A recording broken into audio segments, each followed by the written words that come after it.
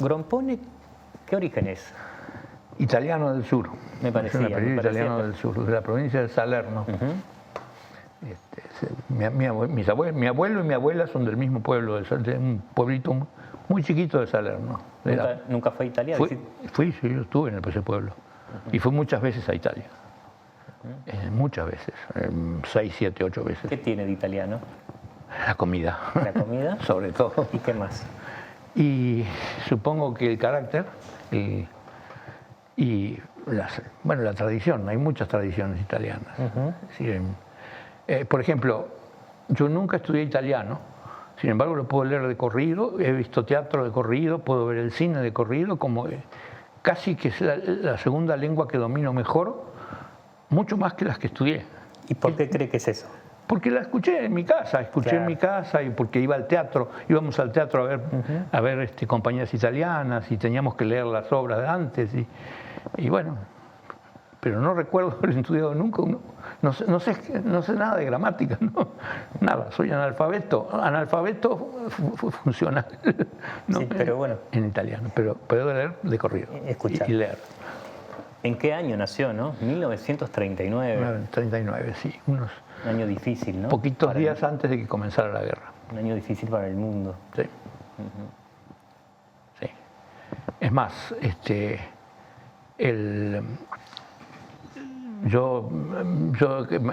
mi madre contaba que me estaba cambiando de pañales cuando se oyó la explosión del Graf Spee, ¿no? Que fue en diciembre del 39, ¿no? Y que todo un sobresalto. Y eso que la explosión fue muchísimos kilómetros de donde estaba mi casa, ¿no? ¿Usted nació en Montevideo? Sí, nací en Montevideo. ¿Sus padres? Mi padre nació en Salto. La familia italiana mía residía en Salto toda. Y mi madre nació en Montevideo también. ¿Viven? No, ninguno de los dos. Ninguno de los dos. No, tendrían 200 años. No tanto, se podría hacer. Juan, ¿cómo vive hoy a los 82 años la vida? Tratando de terminar cosas, es decir, mi desesperación es, tengo demasiadas cosas por terminar, cosas que estoy escribiendo, ¿no? Que están por la mitad y que quiero terminarlas. Pero yo sé que es imposible todo eso, porque a medida que voy terminando unas, van apareciendo, se me ocurren otras cosas que también quiero hacer. La inquietud siempre. Sí. ¿Cómo se lleva con la vejez? Yo pienso que eso es lo que a uno lo salva de la vejez, tener siempre planes y siempre cosas para hacer, ¿no? Y no declararse viejo nunca, ¿no? Qué bueno es. Por supuesto, el organismo tiene sus nanas, ¿no? En el organismo también la edad se nota en los huesos, en la vista, ¿no? En una cantidad de cosas.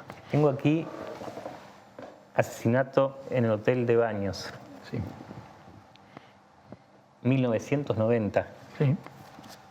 Ganó el premio de literatura. Sí. ¿Qué significó un antes y un después en su vida literaria esta novela?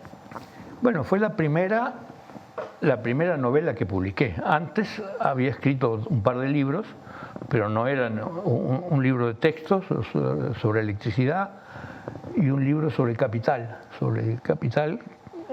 que es uno de los que ahora quiero terminar, volver a hacer una nueva versión muy, muy mejorada. Fue mi primera novela, la primera novela que publiqué, porque había escrito algunas, pero las tiré todas, porque no servían para nada. Pero la inspiración de esta fue en Piriápolis, ¿no? Yo veraneaba todos los años en Piriápolis. Precioso Piriápolis.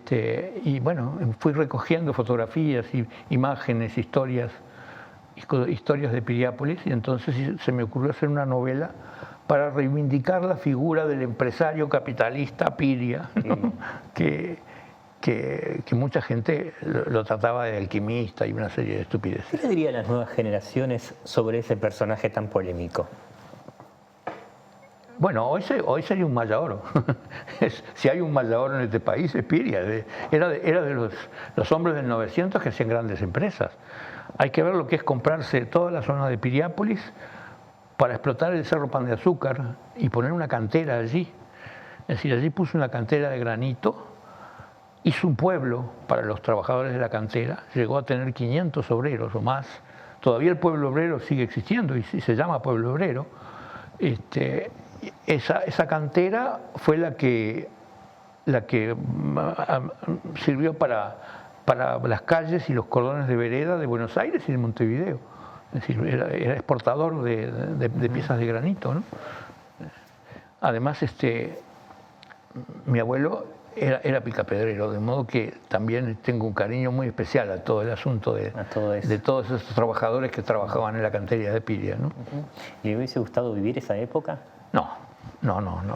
A mí me hubiera gustado vivir siempre el futuro. Me hubiera gustado vivir lo que viene para adelante, no, para atrás, no. ¿Nunca? No, nunca. ¿Es peligroso mirar hacia el pasado? No, es más interesante mirar para el futuro. ¿A pesar de cómo está el mundo? Sí, a pesar de todo. A pesar de todo. ¿Cómo no? Hagamos un poco de historia para conocerlo un poquito más. Los años difíciles que tuvo que vivir este país en la última dictadura. Sí. ¿Qué hacía? ¿Dónde estaba? ¿Cómo lo vivió? Bueno, yo fui destituido de la universidad y tuve que buscarme un trabajo. Entonces tuve que hacerme una empresa. Hice una empresa y me dedicaba a una empresa de ingeniería. Entonces, ¿es ingeniero? Yo soy ingeniero, sí, ingeniero industrial. Y entonces nos dedicamos a eso, ¿no? Y la empresa tuvo bastante suerte, pudimos sobrevivir, no solo sobrevivir, sino hacer unas cuantas cosas interesantes. Trabajamos mucho para Antel, trabajamos para una cantidad de obras interesantes que hicimos. Así que bueno, mi suegro me decía, a usted la dictadura lo favoreció, me decía. No, pero no. Simplemente yo estaba siguiendo una carrera universitaria, es decir, una carrera como docente universitario, y que eso se cortó, ¿no? Y después ya, cuando 11 años después, no tenía ningún interés en hacer una carrera universitaria. Volví a la universidad un par de años y me fui y me dije, esto no es mi lugar más, ¿no? ¿Qué lo llevó a escribir novelas de alguna manera del género negro? A mí me gusta llamarles policiales o de misterio. Bueno, novela policial. Porque, bueno, mi madre era fanática de las novelas policiales. ¿A quién leía? Leía todos los autores clásicos conocidos y por conocerlos leía. Y yo, bueno, empecé a leerlas en la escuela, ¿no? En la escuela me intrigaba todos esos libros que permanentemente compraba y leía, ¿no? Y empecé a leer sus novelas policiales, cosas que las conservo todavía. Tengo varios estantes, varios metros de estantes, 4 o 5 metros de estantes de novelas policiales de bolsillo, ¿no? De las novelas de mi madre policiales. Aquellas famosas Rastros, ¿no? Las Rastros, la Séptimo Círculo, había una colección que tenía tapas naranjas, después había españolas, en fin. Y además estaban algunas en inglés y otras en francés. Y entonces, como en mi casa era obligatorio saber idiomas, también las podía leer. ¿Y tiene algún autor preferido en ese género? Para mí, el gran autor de novela policial es sin duda Georges Simenon. Simenon y su inspector Maigret para mí es lo máximo, ¿no? Es lo máximo. Inclusive hay algunos críticos literarios y franceses que dicen que es el mejor escritor francés del siglo XX, ¿no? Incluyendo a Proust. Incluyendo a Proust en la lista, dicen que es el mejor.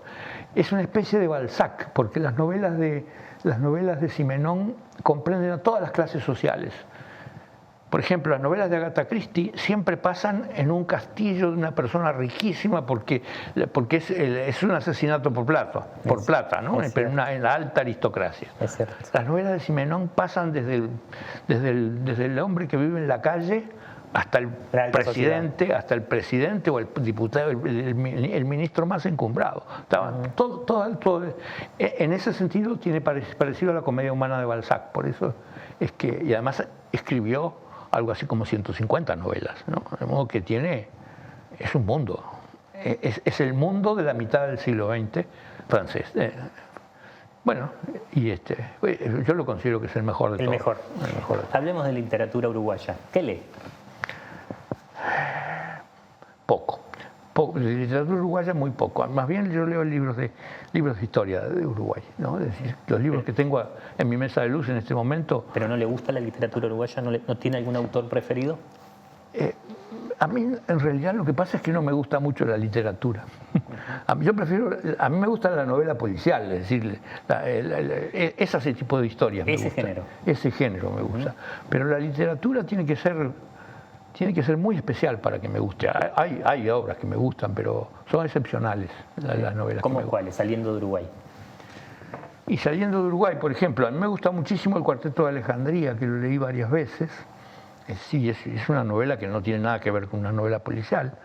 Esa es una de las que yo citaría, ¿no? Me gustan, bueno, no quiero citar los autores de policiales en fin, escandinavos, por ejemplo, que también son buenos, son muy buenos. Y bueno, eso. ¿Y el famoso boom latinoamericano en los años 60, 70? Bueno, yo soy una de las pocas personas a quien no le gusta 100 años de soledad. Yo, 100 años de soledad, no lo pude terminar. Es decir, llegó un momento que dije, no puedo más con esto. Esto no es América Latina. América Latina es otra cosa. Es decir, esto es una especie de caricatura de América Latina para mostrar lo peor. Así que la dejé por la mitad. Tiempo después me convencieron de que bueno, que lo reconsiderara y la terminé de leer, pero me sigue sin gustar. En cambio hay otras novelas de García Márquez que me gustan mucho más. Por ejemplo, El general en su laberinto, esa me gusta. ¿Vargas Llosa? Vargas Llosa me gusta también, pero algunas, no todas. No todas. Depende un poco del tema, ¿no? ¿Y literatura americana? ¿Americana? ¿Escritor norteamericano? Norteamericanos, bueno, sí, los escritores de novelas policiales, esos son los que yo he leído. Perdón, si tengo que nombrar un latinoamericano, sí hay que nombrar a Borges, que no era novelista, ¿no? Es cierto, cuentista, ¿no? Cuentista y ensayista y escritor de poemas, poeta. No me mencionó a Cortázar. Cortázar lo he leído y volví a leer Rayuela hace poco y me decepcionó. Esa novela que parecía tan revolucionaria. Mire usted. La veo tan vieja ahora. Me desilusionó, no debería haberla leído. Y tampoco me mencionó en la literatura uruguaya Onetti. Onetti no puedo soportarlo. De vuelta, como una persona que vivía en el Uruguay de los 40, 50, 60, el Uruguay de la prosperidad, uno de los países más ricos del mundo, puede escribir esas cosas. ¿En qué países estaba escribiendo? ¿Qué no miraba para afuera? ¿Y por qué se dio ese fenómeno con él? Y bueno, yo qué sé, supongo que era su manera de ser. Era su manera de ser y su manera de rechazar todo lo que estaba a su alrededor, la prosperidad que estaba alrededor, el estado de bienestar, el que todo funcionaba. En el Uruguay todo funcionaba en 1950. Todo. ¿Era el país de las vacas gordas? Era el país de las vacas gordas de verdad, y yo lo conocí. Yo viví en ese país. Bueno, pero me dijo un autor uruguayo, Carlos Liscano, que en algunos hogares las vacas gordas nunca llegaron en esos años. Puede ser, pero por ejemplo, mi abuelo materno era maestro y se hizo una casa. Se pudo construir una casa con la ley, con las leyes, aquellas que se pagaban 3 pesos por mes, ¿no? Se pudo construir una casa. Es decir, no era ningún privilegiado, era un maestro de escuela. Un maestro de escuela podía llegar a tener casa propia y 5 hijos. Hacemos una pausa y ya regresamos con este escritor uruguayo de novela policial.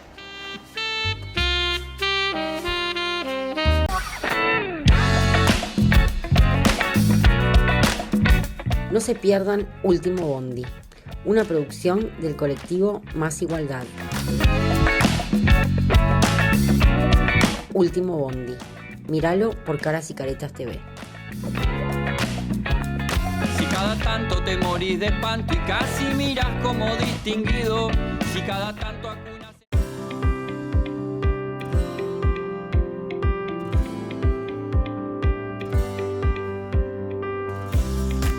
Va vuelta, ahí, tan. Es un honor formar parte de Caras y Caretas TV, donde hay lugar para todo tipo de contenido y también para el humor. ¡Sumate!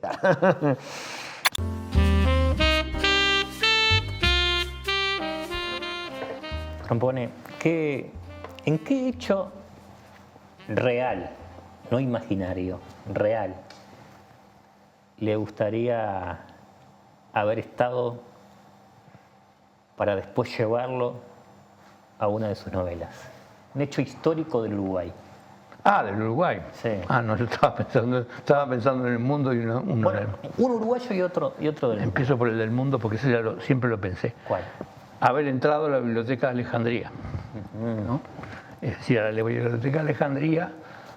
Bueno, yo fui, la última vez que estuve en Egipto, fui a la nueva Biblioteca de Alejandría, que es impresionante, pero me hubiera gustado entrar a la verdadera, y sobre todo para buscar un manuscrito.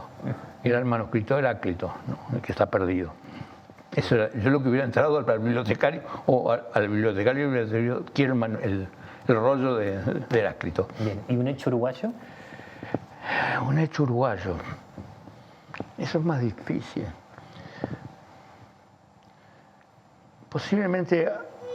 Posiblemente en la segunda presidencia de Valle, ¿no?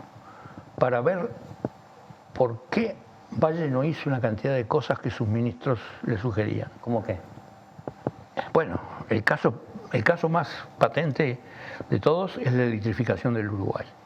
Es decir, el ministro Sudrié, que era un ingeniero, hizo un plan de electrificación aprovechando el Río Negro, haciendo una serie de represas, empezando más o menos por la mitad del Río Negro, y una serie de represas, la primera para almacenar agua, luego pasar a hacer una represa sobre el río Uruguay, y luego almacenar agua sobre el Cerro de Montevideo para compensar, para bombearla de noche y bajarla de día y compensar de esa manera el consumo.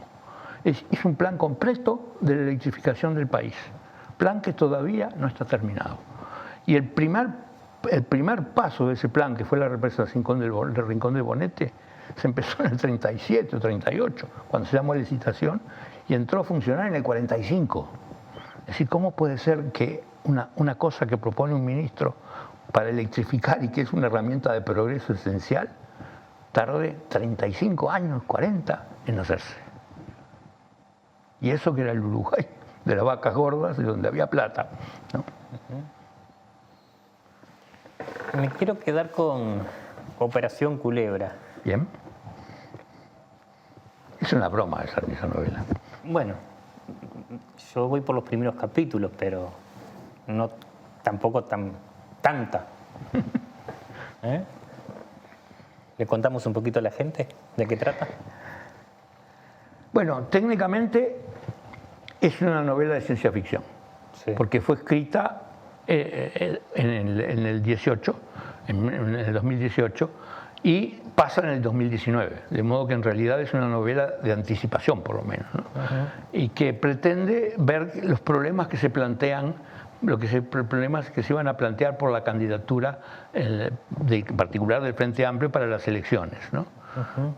Aquí el personaje no tiene apellido, pero su nombre es Pepe. Pepe y el pelado. Sí, por eso, el Pepe, el pelado, en fin, hay unos cuantos sobrenombres que son casualidad, no tienen nada que ver con ningún personaje. Y bueno, eso es lo que pasa y cómo se termina. Y bueno, y ahí, bueno, no puedo contar mucho, no sé. ¿Pero puede haber una nueva entrega? No es una nueva entrega, es decir, estoy armando una novela que pasa en el 2048, por ahí, 2044, 2048, mostrando qué me imagino que es el Uruguay, donde recojo los personajes de esta novela, que ya estaban creados como personajes de ficción, de anticipación y cosas por el estilo. Entonces muchos de estos personajes están en esa novela trabajando, participando activamente. Rompone, hablando de política, ¿sus orígenes son? ¿Sus orígenes de qué? Políticos. Políticos, y yo soy de izquierda. De izquierda. Es decir, ¿Pero su familia también era de izquierda? No, mi padre era colorado. Colorado. Mi padre era colorado ballista, ¿no? Ballista. Ballista. Y pero era una persona suficientemente abierta como para estar a favor de la Revolución Cubana, por ejemplo.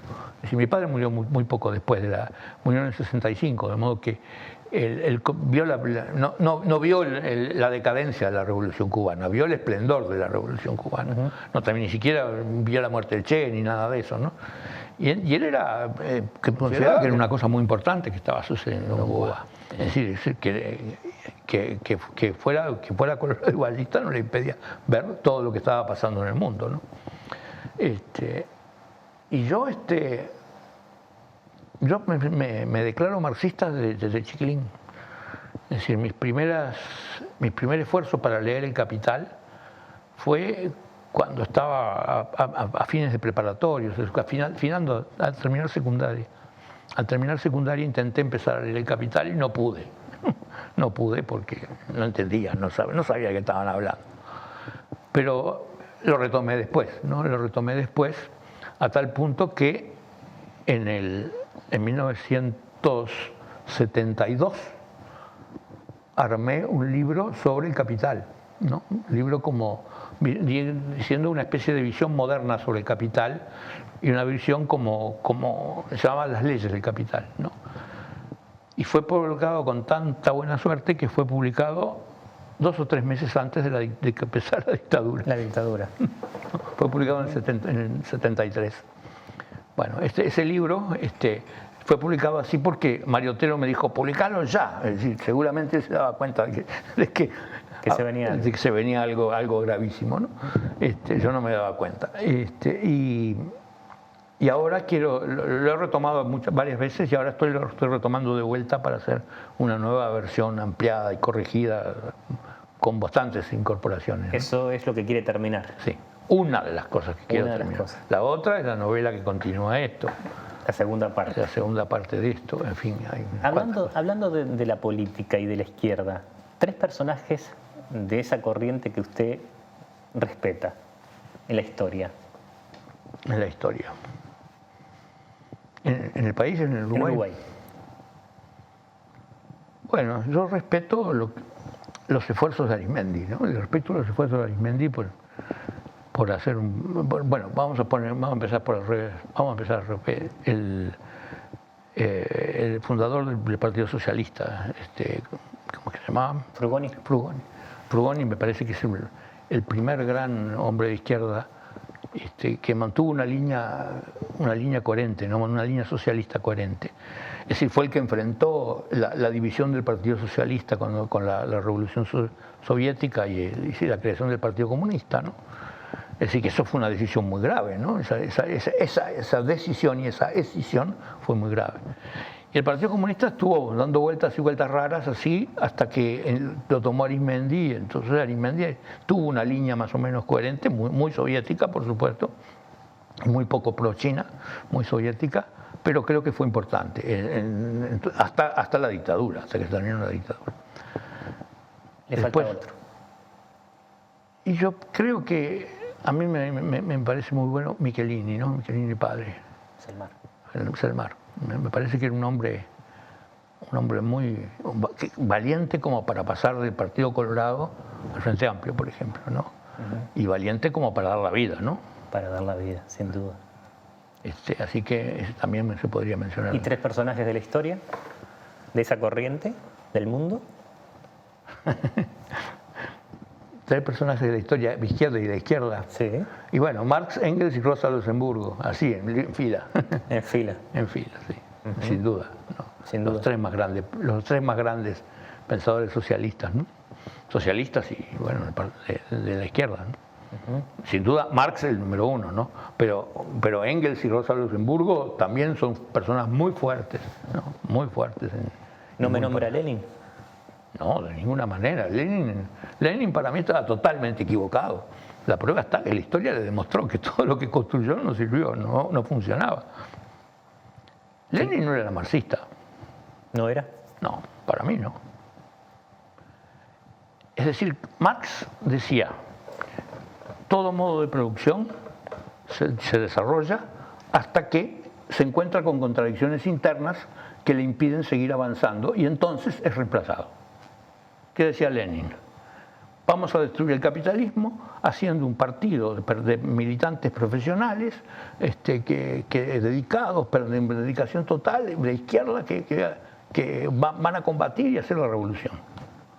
¿Qué tiene que ver el hacer la revolución con que el capitalismo se va a destruir por sus propios defectos? Nada. Es decir, no tenían nada que ver.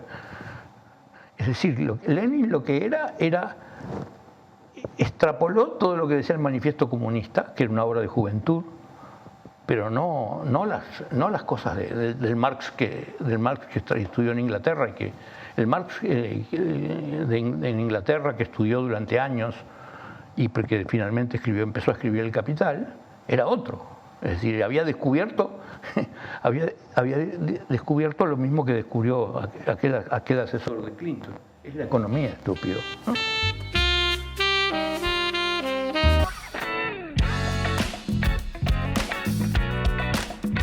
No se pierdan Último Bondi, una producción del colectivo Más Igualdad.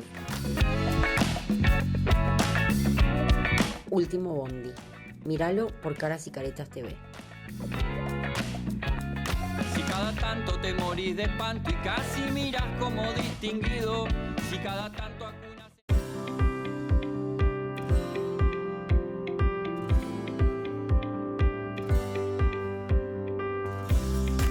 Da vuelta, ahí, tan.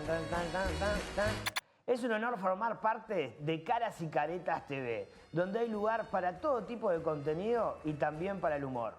¡Sumate!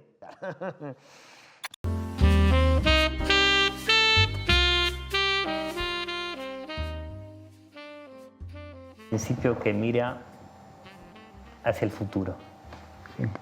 ¿Cómo ve el futuro? Bueno, el futuro es una cosa que se construye, no es una cosa que hay que adivinar, es una cosa que hay que fabricar. Entonces, ¿pero es algo colectivo o algo personal? Es algo colectivo, no, es algo colectivo. Yo creo que se abren dos grandes caminos para el Uruguay.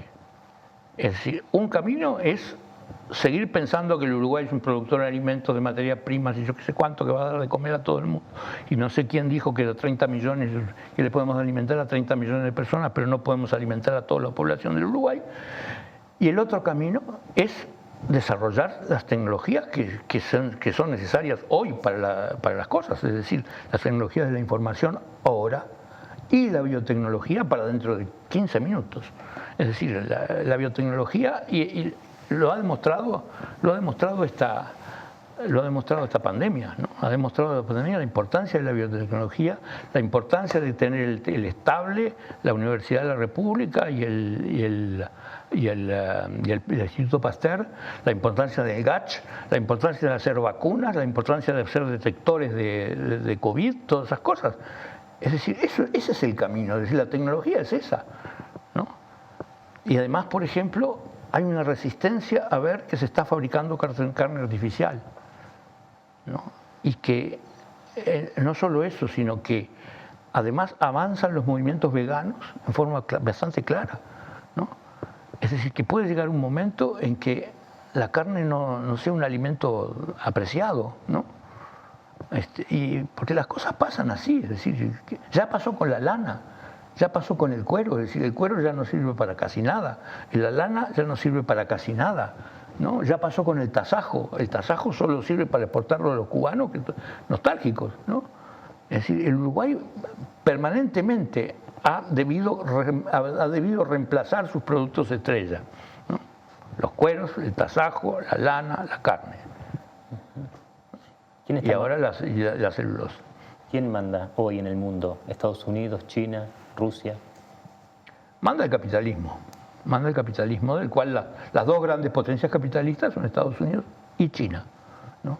Y Rusia, que está haciendo este tipo de estupideces, Rusia no es una potencia, Rusia es un país, como para mí la economía es lo que cuenta, es un país que tiene una economía del tamaño de la de Italia, por ejemplo, no es más que Italia, ¿no? Es decir, que todo esto que está hecho, yo lo veo como la necesidad que tiene Rusia y Putin de decir aquí estoy, yo existo, ténganme en cuenta, voy a armar todo este lío porque en verdad que me tengan en cuenta, ¿no? ¿Se viene una tercera guerra mundial? No, ¿qué tercera guerra mundial? No hay tercera guerra mundial. Las guerras, primero, para mí la Segunda Guerra Mundial no es la segunda, sino que es como la séptima. Las guerras mundiales fueron guerras de reparto del mundo que empezaron con el Tratado de Tordesillas, empezaron en el 1500. Y cada más o menos una vez por siglo había una gran guerra mundial.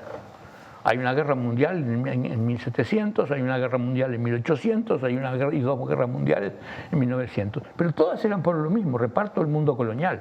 Pero el mundo colonial no existe más. No hay más mundo que repartir. No. ¿No hay una tercera guerra? No, para mí no va a haber una tercera guerra. Me decía recién que una gran potencia es China, capitalista. Sí. ¿Y dónde quedó Mao? Quedó en el retrato sobre la puerta de Tiananmen, ese retrato enorme, ahí quedó Mao. Ese es lo único que va a quedar. Desde el punto de vista de la izquierda, para mí, Mao tiene obras muy buenas, tiene un par de obras muy buenas de la época en que estaba en los años 30, fines de los años 30. Era un pensador muy bueno, era un marxista importante, Mao, ¿no? Por ejemplo, la idea de Mao de que lo que hay que buscar es la contradicción principal y eso, después de encontrar la contradicción principal, todo lo demás se resuelve, esa es una idea muy fuerte. Y la idea de que la experiencia es el juez último de la verdad, que es la idea que mantiene la ciencia, es una afirmación que es muy importante, porque la izquierda en general no cree en eso. Es decir, Lenin no creía en eso, creía que la realidad se podía cambiar a gusto, ¿no? ¿Fidel Castro? Y Fidel Castro es un discípulo de Lenin, ¿no? Un leninista que le pasó lo que le pasó, lo mismo. ¿Stalin? Stalin era un monstruo leninista, además era una muy mala persona. Además una persona que toda la gente que mató, la gente de talento que mató es impresionante. Las matanzas del 29 y el 30 son terribles. La gente valiosa que liquidó ahí es impresionante, ¿no? ¿Ernesto Guevara? No era ni siquiera stalinista, era un del italiano, gramsciano era gramsciano. ¿Qué dirías el Che Guevara si viera lo que hoy es Vietnam, que es un país capitalista? ¿Dónde está el 1, 2, 3 Vietnam? Muchos Vietnam, ¿no? Eso hubiera que decir, es hacer la revolución capitalista, ¿no? ¿Raúl Sendic, padre? Y también era un socialista que compró la idea de que la revolución cubana, ¿no? Compró la idea de la revolución cubana, que a su vez compró la idea de la revolución de Lenin, ¿no? Hoy en estos tiempos, ¿se pueden luchar contra las injusticias de esa manera que ellos quisieron? ¿A los tiros? Sí, si luchar se puede, pero no se va a conseguir nada, no se consigue mucho, ¿no? ¿No cree que es el camino? No. Es decir, no hay que confundir, es decir, que es cierto, la revolución, la revolución de independencia norteamericana, la revolución de Mayo, fueron revoluciones en que hubo tiros y hubo guerras, pero era otra cosa, ¿no? Es decir, la idea era una idea básica, es decir, romper con la colonia, es decir, había un principio clarísimo, ¿no? No era una utopía lo que se estaba haciendo, es decir, lo que queremos es libre mercado, porque las colonias, la metrópoli no nos deja comerciar. ¿Y cómo se pueden cambiar las injusticias si no es por ese camino? Y de a poco. Las injusticias se van cambiando. El mundo es cada vez más justo. ¿Cree que el mundo cada vez más justo? Sí, claro que es cada vez más justo. ¿Cómo no va a ser cada vez más justo? Es decir, la aparición de la mujer, el papel que empieza a desempeñar el papel de la mujer, la eliminación de la pena de muerte, yo qué sé, hay una cantidad de cosas, la liberación de algunas drogas, todo eso es ir hacia un mundo más justo, ¿no? Difundir la educación. En el siglo XIX el fotógrafo era una profesión.